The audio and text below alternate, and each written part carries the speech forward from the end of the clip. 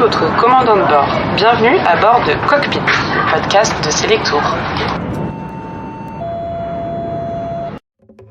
Bonjour, moi c'est Manon et je vous embarque aujourd'hui pour un voyage aux îles Canaries.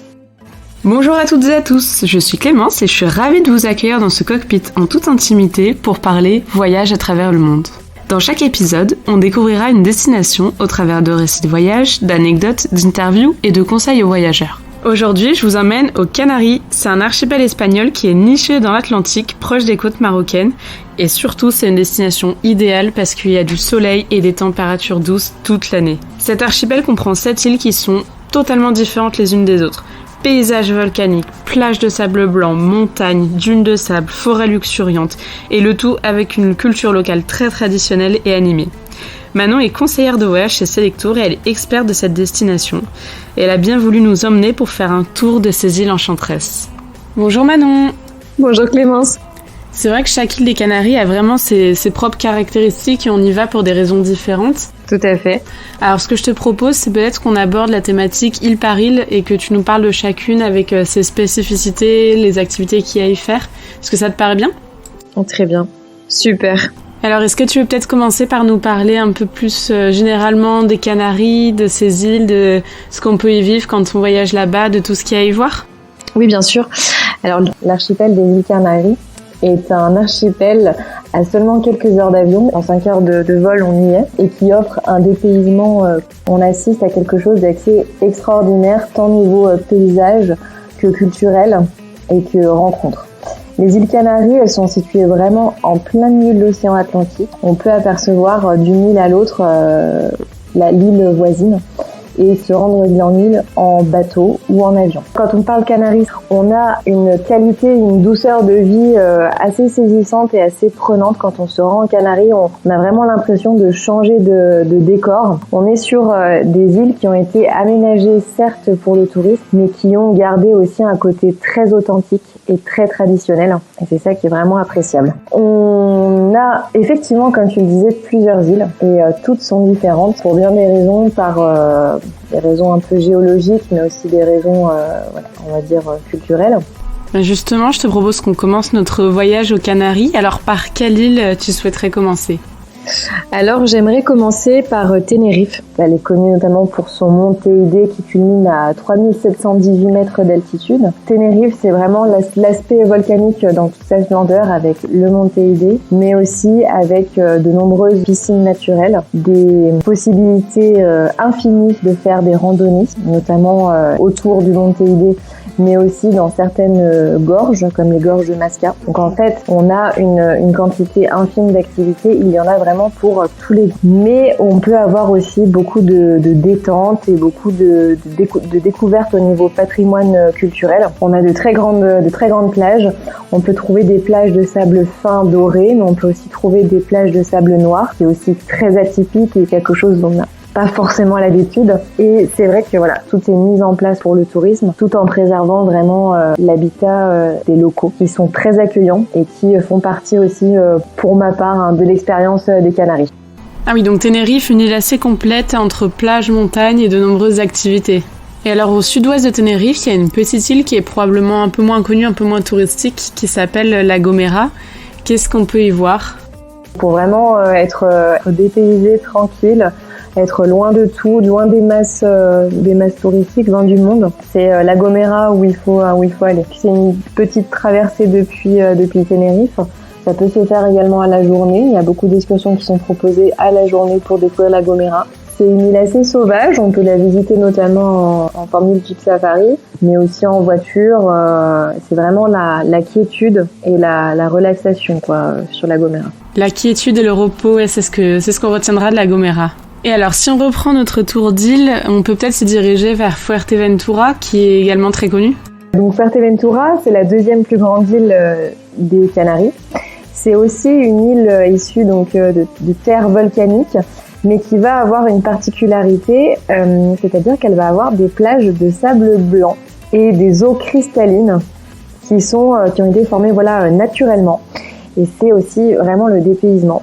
On parle souvent de Fuerteventura de par son nom, qui veut dire les vents forts. À juste titre, parce qu'effectivement, si on est fan de voile, Dans le sud de l'île, le temps et notamment le vent se prêtent vraiment à la pratique de ces activités. Le reste de l'île reste aussi vraiment très dépaysant avec des paysages un petit peu type désert. On a beaucoup de cactus, on a beaucoup d'aloe vera. On a à Fuerteventura de très sympathiques stations balnéaires, notamment Morro Rablé. Et on a aussi l'île de Lobos, juste en face, qui peut se visiter à la journée. Et c'est l'idéal si on veut faire du snorkeling, de l'exploration un peu marine ou tout simplement faire une jolie balade en bateau. Il y a plein d'autres choses.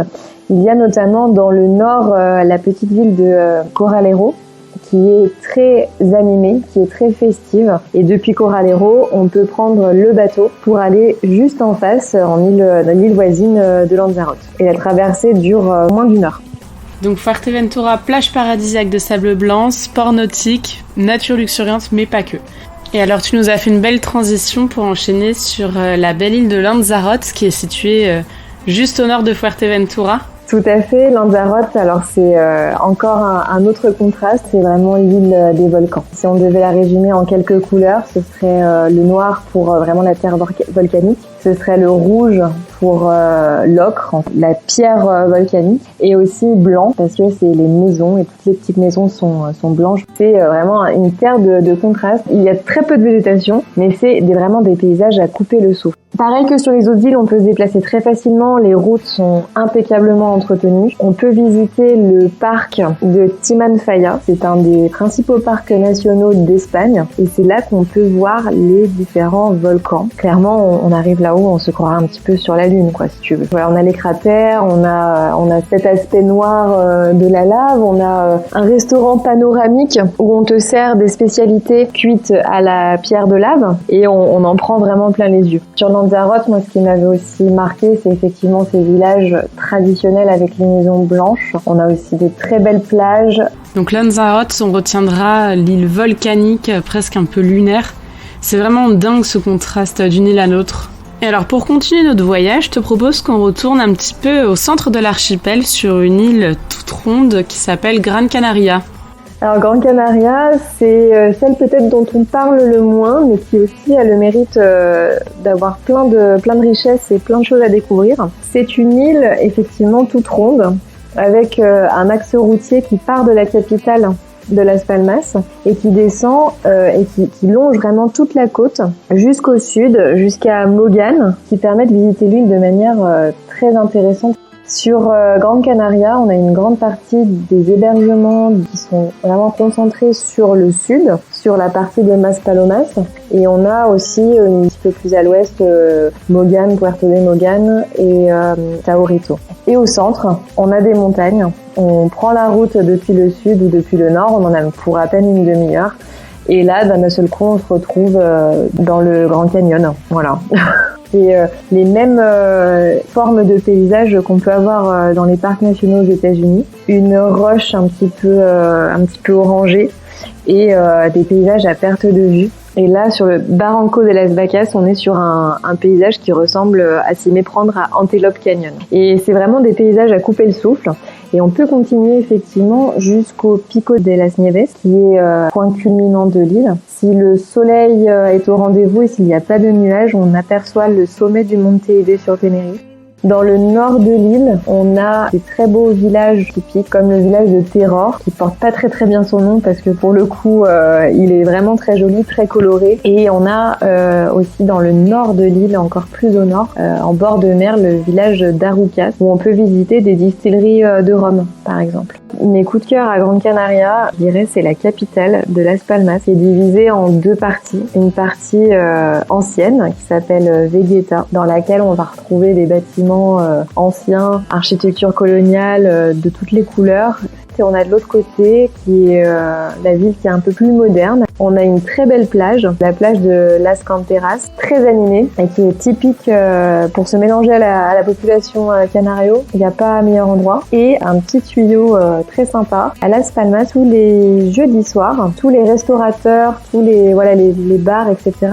organisent une soirée tapas dans laquelle on s'arrête en fait de bar en bar et on achète son petit pincho et c'est extrêmement festif. C'est vraiment quelque chose de très typique. Tout le monde, les touristes se mélange aux locaux et c'est vraiment un événement dans un cadre aussi très sympathique.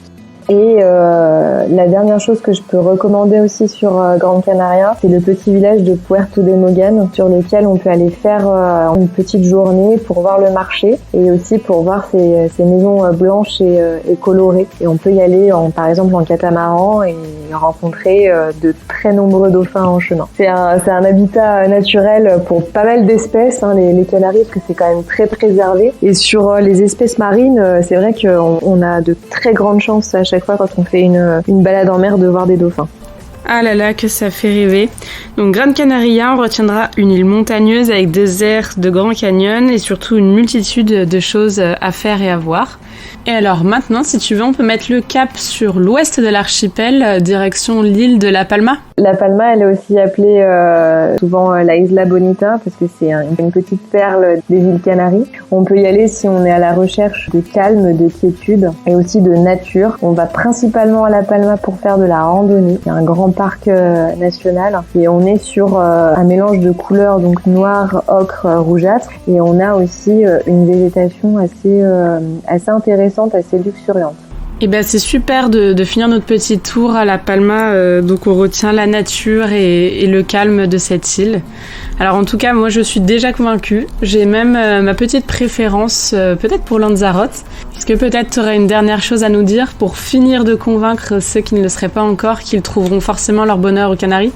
Alors si vous êtes à la recherche de plages paradisiaques, sable blanc et eau cristalline, vous pouvez aller à Fuerteventura. Si vous souhaitez un peu plus de dépaysement, tant niveau culture que paysage, alors bienvenue à Gran Canaria. Pour les amoureux de randonnée, mais aussi de farniente, de fêtes et de paysages atypiques, on se donne rendez-vous à Tenerife. Pour la relaxation et pour le côté détente et le sentiment d'être loin de tout, on peut se retrouver à La Gomera et à La Palma. Et enfin, si vous avez envie de vous sentir comme dans un volcan, alors là on se verra à Lanzarote. Peu importe l'île que vous choisirez pour vos vacances, il est certain que vous serez dépaysé et que vous serez étonnamment surpris de tout ce que les Canaries ont à vous offrir.